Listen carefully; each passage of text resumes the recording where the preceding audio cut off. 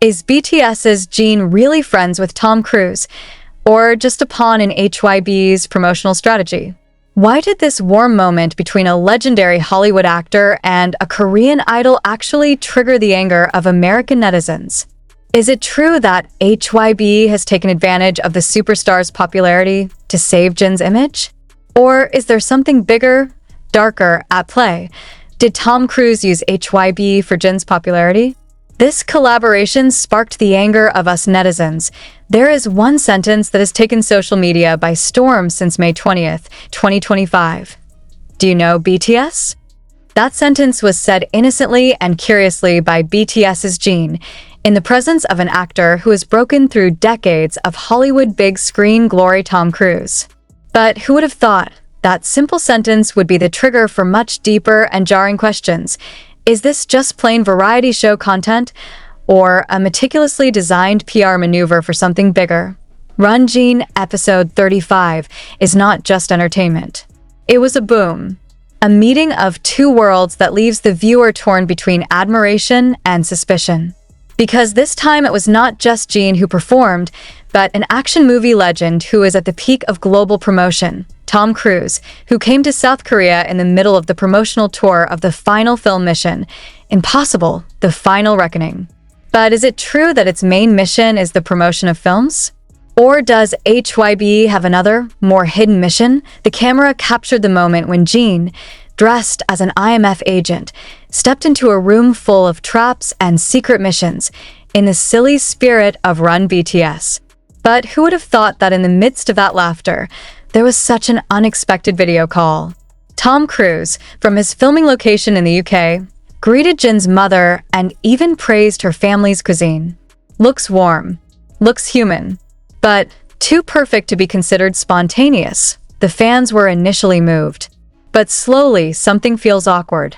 Why would a star like Tom Cruise be willing to make time to appear in a Korean variety show in the midst of a busy global film promotion? Why does that interaction feel like a veiled advertisement, but with such a subtle and personal emotional sense? And why did it all happen just a few days after Jin released his second solo album, Echo? American netizens who had previously cheered Jin's support for his honesty in interviews and friendly image began to question. Some refer to this as a form of reverse exploitation, in which the Korean entertainment industry tries to ride the big names of Hollywood in order to save the performance of artists who are in transition. Some even refer to this as the pinnacle of media manipulation, where HYBE deliberately arranges everything as if it were pure and flowing, when in fact it is full of calculations and hidden agendas. Comments began to appear on popular forums in the USA. Why does Tom Cruise look so polite? Doesn't he usually keep his distance from entertainment media outside of movies? Wrote a Reddit user. Another chimed in, "This is definitely not for fun." HYBE needed global recognition for Jin, and they knew Cruise's name would attract all eyes. But is that really the case? Or is it just a series of unfounded assumptions and suspicions? HYBE has indeed confirmed that Tom Cruise's visit to Korea on May 7th, 2025 is part of the promotional tour of his latest film. They also explained that the collaboration happened naturally because of the Cruise team's interest in BTS and Jin. However, did this really just happen? Without a scenario? Without a contract? Without compensation?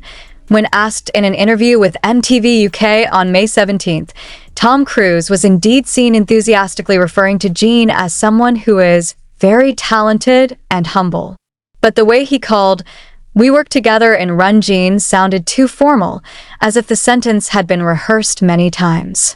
Some fans felt it was a sign that the warm moments featured in the episode had actually been arranged in great detail by the marketing teams of both parties.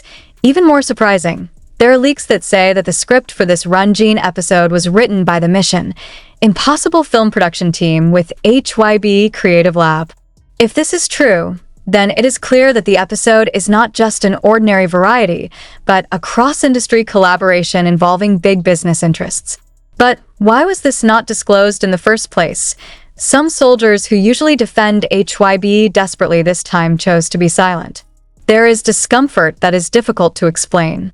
This collaboration, which should be a matter of pride, even raises question marks about authenticity and honesty. Does Jin know that this is all part of the strategy?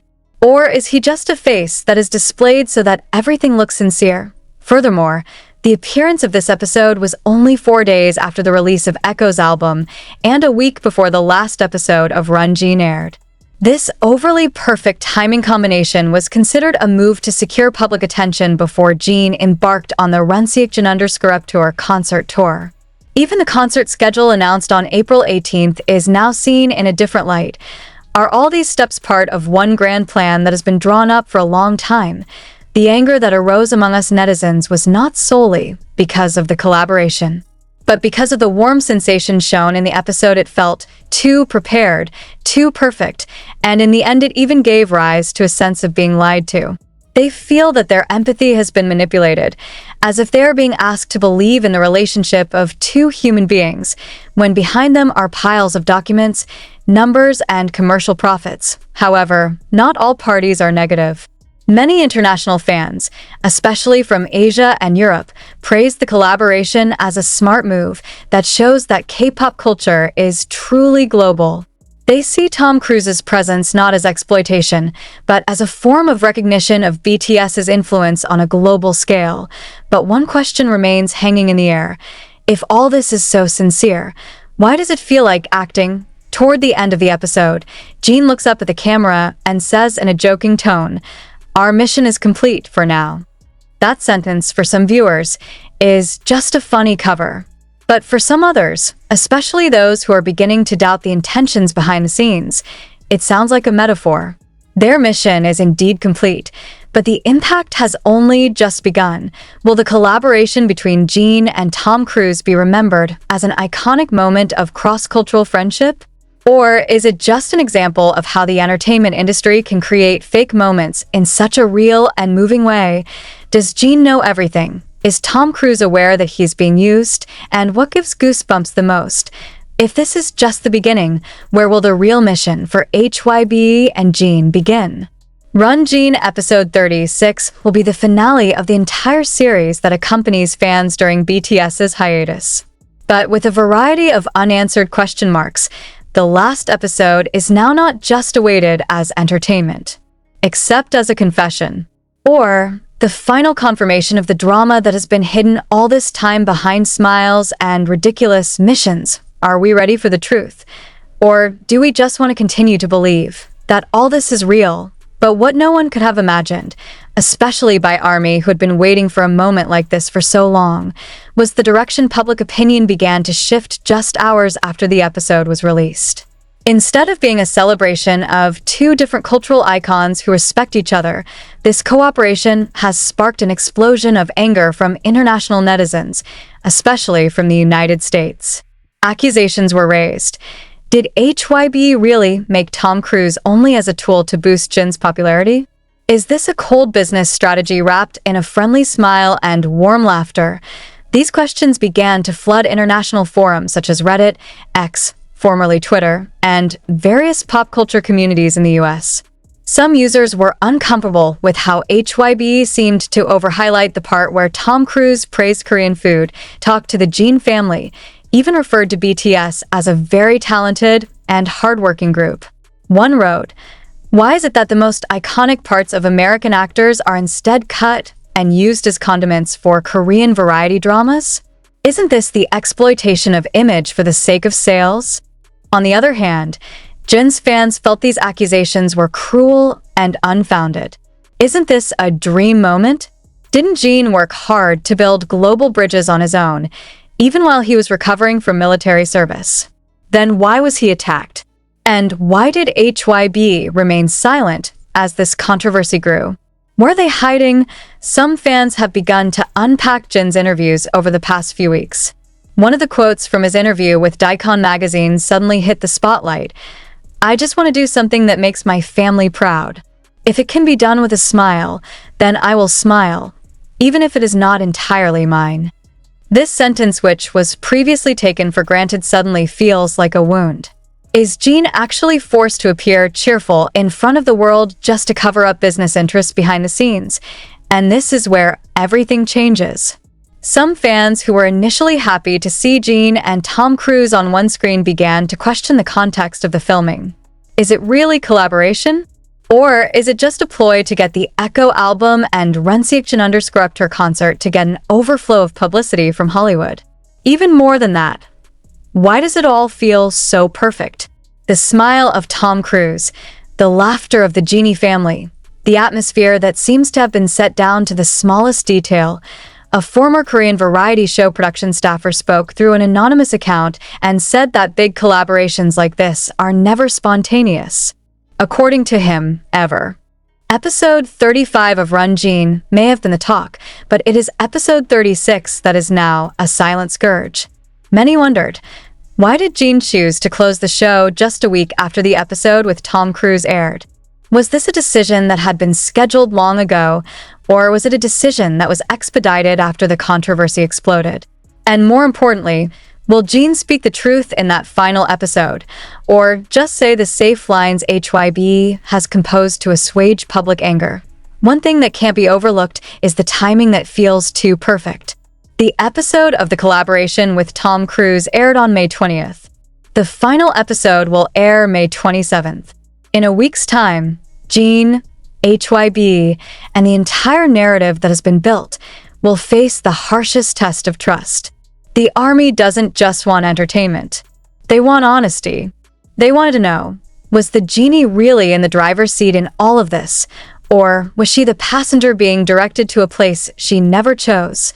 Many longtime fans felt hurt. They remember the old Genie, who was innocent, full of stupid jokes, and always avoided excessive spotlight. Jin Young laughs as he stumbles, who says he would rather play games alone in the dorm than attend celebrity parties. And now? He was in a variety program illuminated by Hollywood stars, surrounded by the narrative of the savior of the world, dressed in a secret agent costume, and carried out missions like movie scenes. Where's the old Genie? Is he still there, hidden behind the lens of the camera that recorded everything? Even this collaboration is increasingly suspected of being too tied to Tom Cruise's promotional agenda. Mission: Impossible The Final Reckoning is scheduled for release in various Asian markets in June, and Cruise's presence in Run Jin clearly gives him a promotional advantage among K-pop fans. Is Cruise here because he truly admires Jin and BTS, or because it's part of a global marketing strategy that executives at major Korean film studios and entertainment agencies have been putting together? Not only the US public has questioned this motive. Even the Korean entertainment journalist community began to raise doubts. In an anonymous opinion article published in one local tabloid, a former journalist wrote, "Jin is the perfect face for HYBE's global narrative. Handsome, talkative, humble, and has militant fans. But he's also human, and man cannot constantly be a promotional tool." Another question arises from a more sensitive angle. Why are Jin's mother and grandfather included in this episode? Many fans felt that moment felt very personal, very touching, and precisely because it is too risky if it is exploited for marketing purposes. Is the video call moment with Jin's family a pure idea of Jin himself, or is it inserted to make the audience more emotionally attached so that the promotional message feels more humanistic? Some fans even refer to it as exploitation of taste. They feel HYBE has gone too far to include the Jin family in the branding strategy. Moreover, many know that Jin is very protective of his family. He rarely talks about them publicly, much less involves them in official content. And so, when the mother and grandfather appear on the screen, there are two sides of the reaction that stick out: haru and suspicious. Meanwhile, social media has become a battlefield. There are accounts that suddenly actively defend HYBE and say this collaboration celebrates the relationship of two cultures. But Army Jelly, they found that some of those accounts were only created this month, and most had never talked about BTS before. Is this a sign that someone is trying to control the narrative behind the scenes? In the midst of HYBE's silence, speculation grew wild. Some say that Jin actually did not want this project to be released now, but after his first concert began. There are even rumors that this episode was not originally scheduled to air in Run Jin, but a separate special project. But because Jin will soon be touring and promoting the album Echo, then this collaboration is used as a starting weapon to attract the attention of the global market.